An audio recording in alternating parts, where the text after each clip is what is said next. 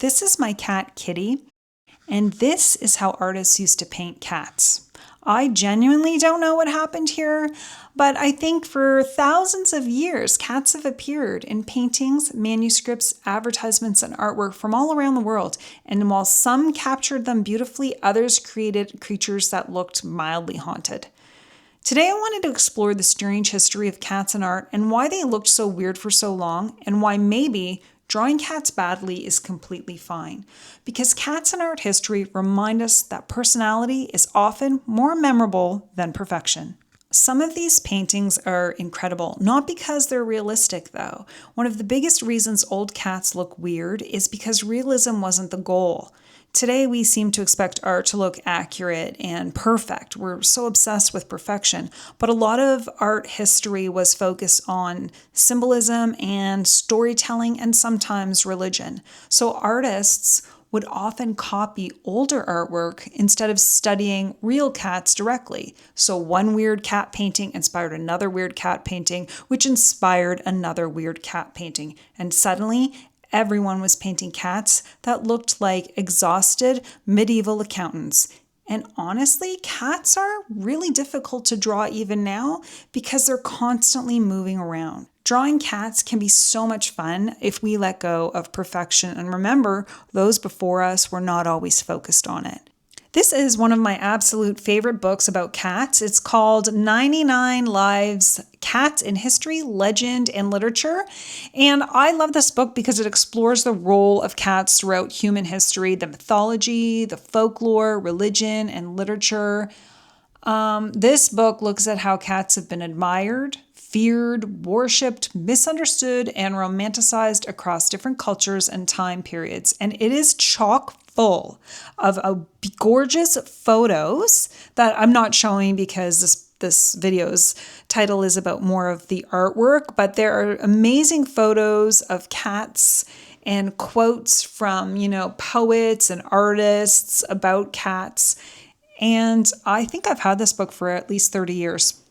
So rather than being one continuous narrative, this book is more like a collection. It's a collection of stories and historical facts and anecdotes and basically cultural observations centered around cats. I never get tired of picking up this book and reading something or just being fascinated by the artwork. The colors, like this one, there's 3 cats there, but when you first look at it, you only see, for me personally, I only see 2 cats. That orange one sort of disappears in the background. So I really love this book and I highly recommend it if you can find it. But the tone is a little more informative, but it's also playful and appreciative of cats' unique personalities and our long relationship with cats throughout history. Another favorite book of mine is called Art of Advertising. And you can see in the late 1800s and early 1900s that cats became just part of the culture, especially when it came to advertising. I think a lot of the advertisements with cats in them were geared towards women, as you see here, because usually a cat with a woman, and anything was advertised from cigarettes to jewelry and everything in between. There's also some really gorgeous posters of women and cats that are just so beautiful. And you could just see things have changed with respect to the Renaissance period to, the early 1900s. I love this one. I actually don't think this is a painting. I think this is a photo of a cat with some jewelry, but I already included it in the video and I kind of really love how it looks. Another favorite book of mine is The World of Artist Journal Pages, and you will find this book filled with lots of cat art. I'm only going to show a few because I've shown this book in so many of my videos in the past, but you can see here perfection is definitely not required. You're just having fun and playing around with creating cats in your own way. And so these are just 3 of my favorite artworks there. Before we move on to my own artwork where I've painted cats. I went through a whole phase of painting cats, and you can see that if you let go of perfection, people can tell that these are cats. You don't have to draw them perfectly, and I'm just going to show you a few of mine.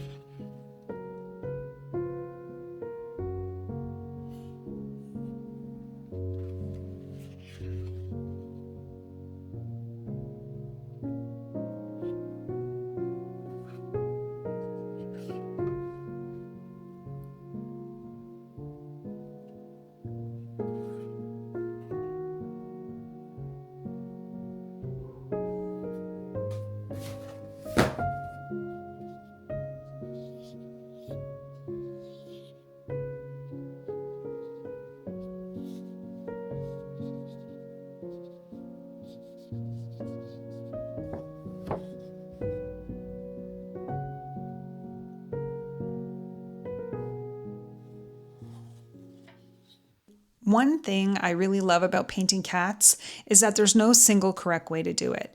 Throughout history, artists have painted cats realistically, symbolically, awkwardly, dramatically, and sometimes completely inaccurately. And somehow that's part of what makes cat art so interesting.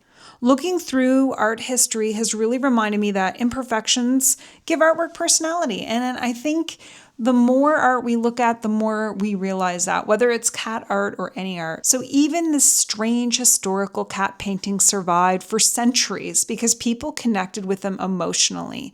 And honestly, isn't that what art is all about? Thank you so much for watching. I hope you have a wonderful day and happy creating.